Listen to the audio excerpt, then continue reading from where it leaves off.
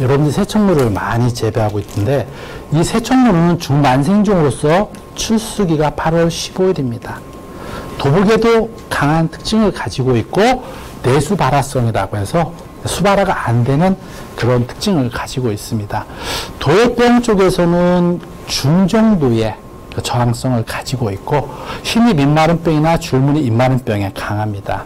키는 79cm지만 도복에 강하고 쌀 수량은 560kg인데 세척물을 재배할 때 주의할 점은 6월 20일을 넘어서 이양을 하게 되면 등숙 비율이 뚝 떨어져서 수량의 감소가 오는 문제점이 있고 이모작 및 드문모 심을 시 주당 수수가 적어서 적정 수소 확보가 어려운 문제점이 있고요. 분해를 많이 하기 때문에 비료를 많이 주게 되면 문고병 발생이 될 수가 있습니다. 4월 25일 날 파종해서 5월 20일 날 이양을 했을 때 출수기가 8월 10일이 됩니다. 5월 30일 날 이양했을 때는 15일. 그래서 이양 시기를 10일씩 뒤로 늦추었을 때 벼의 출수기가 며칠 차이 납니까? 5일. 예, 5일 정도 평균적으로 차이가 납니다. 일찍 이양하게 되면 모짜리에서의 잔류병 문제서부터 시작해서 묘 키우는데 올해 굉장히 문제 굉장히 많았습니다. 또 뭐 잔류병서부터 시작해서 모짜리 실패한 사람이 올해는 굉장히 많은 한 해였습니다. 도열병에는 중강이고 문고병이나 흰 입마른병, 줄무늬 입마른병에는 강한 특징을 가지고 있고 도열병에는 강한 특징이 안 되는데 이 도열병은 온도가 낮고 장마철에 습도가 많았을 때 문제가 됩니다. 이 도열병 포자가 하루 저녁에 2만 개까지 번식을 한다고 합니다. 근데 이 도열병의 온상이 어디냐? 바로 논둑에서부터 시작이 됩니다. 그래서 저는 논에 가서 논둑부터 봅니다. 논둑의 돌피, 발행이, 강아지풀, 큰 비매털, 달개비 이런 풀에서 균이 생성돼서 안으로 들어가게 됩니다. 그래서 논둑을 잘 깎아주는 것이 도열병뿐만 아니라 모든 병을 예방하는 차원에서 가장 효율적이라고 말씀드릴 수가 있겠습니다.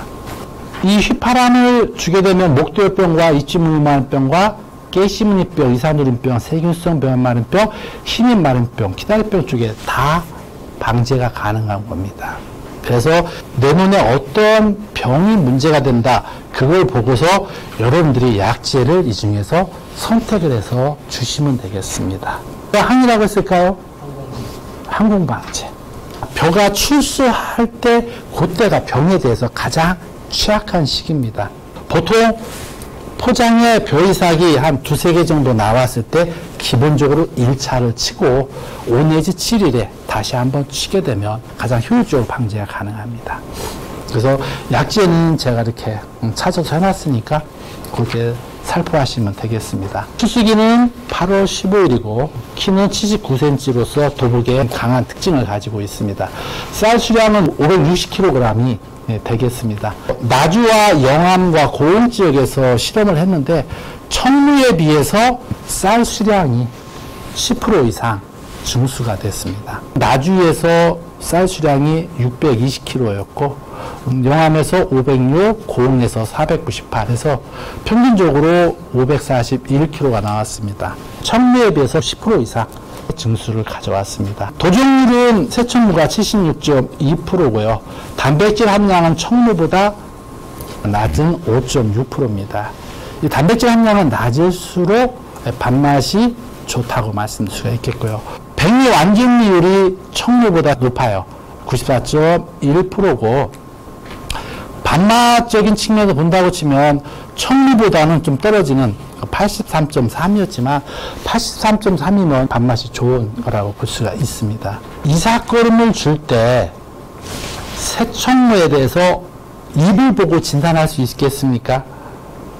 벼는 영양생장기 기간 동안에는 한 입이 나오는데 적산 온도로 100도가 소요가 됩니다. 그래서 하나의 엽이 나오는데 4일 내지 5일이 걸려요. 근데 생식생장으로 들어서면은 적산 온도가 170도. 한 엽이 나오는데 7일 내지 8일이 걸립니다. 생식생장으로 들어가게 되면 장엽이라고 해서 길은 엽이 나와요. 그 장엽이 4개입니다. 장엽이 2개가 완벽하게 올라왔을 때, 이때가 출수 전 25일입니다. 이 시기에 여러분들이 입을 보고서 이삭거름을 주시면 됩니다. 유수 진단한다고 해서 면도칼로 자를 필요가 없이 입을 보고서 장엽이 2개가 딱 완벽하게 올라왔을 때, 이때가 출수 며칠 전요? 25일. 출수 전 15일은 엽이 몇 엽일까요? 3.5. 어떻게 잘 아세요? 자, 말씀하신 것처럼 3.5엽. 변은 장엽이 몇 개라고 그랬죠? 4개라고 그랬죠. 4개인데 마지막에 나오는 엽을 지엽이라고 해요. 그칠 지자. 그래서 엽이 그만 나온다고 하는데 이 3개의 엽은 길어요. 근데 마지막에 나오는 이엽을 지엽이라고 하는데 엽이 넓습니다. 그래서 엽을 볼 때 4번째 나온 엽을 느껴봐서 3엽 나온 것을 10등분을 해요. 10등분을 해서 마지막에 나온 지엽이 어느 위치에 있느냐. 중간쯤에 있으면 3.5엽이 되고 15일 전 도복이 약한 품종들을 이삭거름을 줄 때 출수 전 15일이라고 하면 3.5엽. 세 번째 엽을 기준으로 해서 엽이 절반 정도 나왔을 때, 이때가 출수 전 15일 전입니다. 자, 여러분들이 엽에 의해서 진단할 수 있겠죠, 이제? 출수 25일 전에는 장엽이 몇 개 나왔을 때를 25일 전이라고 한다 그랬죠? 예, 2개가 완벽하게 나왔을 때. 출수 전 15일은 3.5엽입니다. 이때는 여러분들이 면도칼로 딱 잘라보면은 엄지손가락, 손톱만하게 1.5cm 정도 유수가 나와 있을 때를 출수 15일 전이라고 합니다. 그렇게 해서 여러분들이 입에 의한 진단으로서 이삭거름을 줄 수가 있고요. 중간 물떼기 어느 시기에 하실 생각이죠? 만약에 젊은 사람이 20대에 결혼을 일찍 했습니다. 20대에 결혼을 일찍 한 사람들은 아이를 늦게 낳을까요? 아니면 결혼하자마자 낳겠습니까? 아이를 늦게 낳을 테죠. 왜 그러냐면 경제적인 문제도 해결해야 되고 내 삶을 즐기기 위해서 아이를 늦게 낳습니다.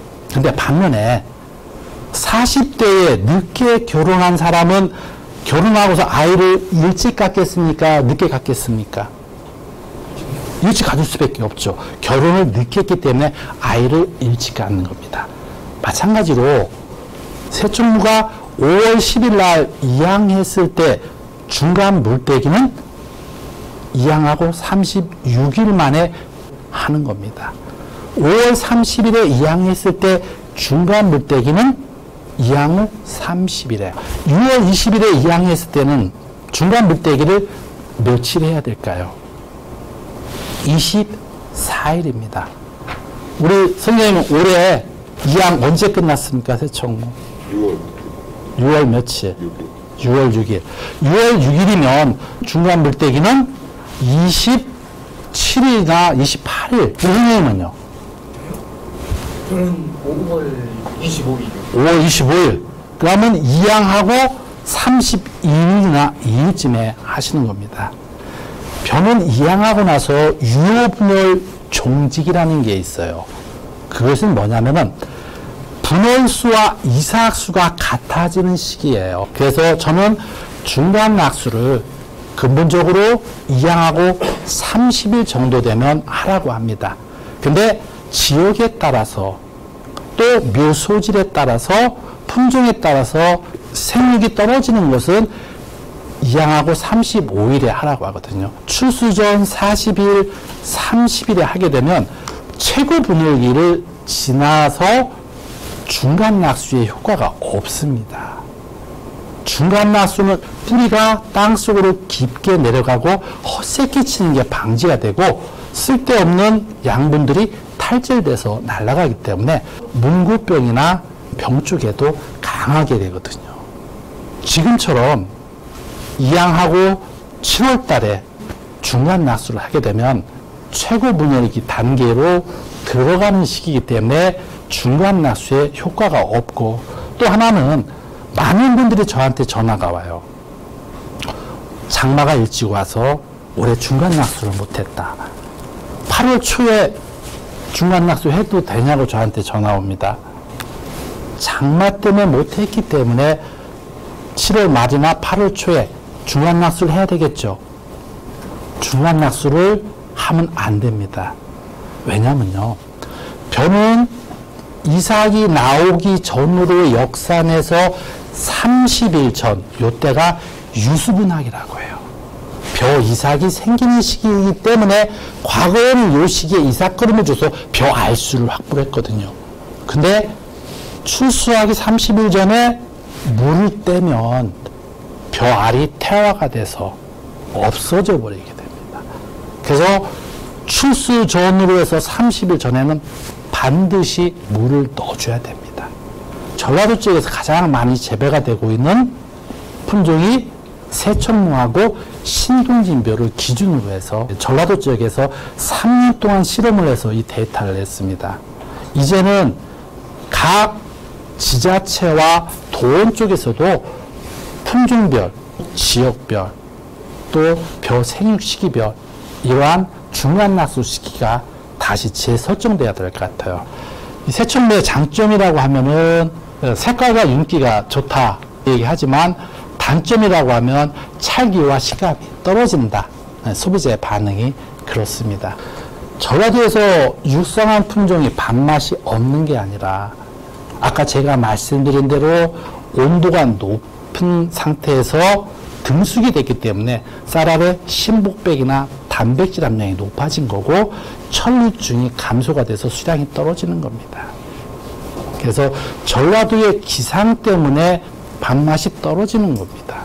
그래서 전라도 지역에서는 이제는 중만생종 품종이 아니라 만생종의 품종을 앞으로는 재배를 해야 되는 시대가 왔습니다.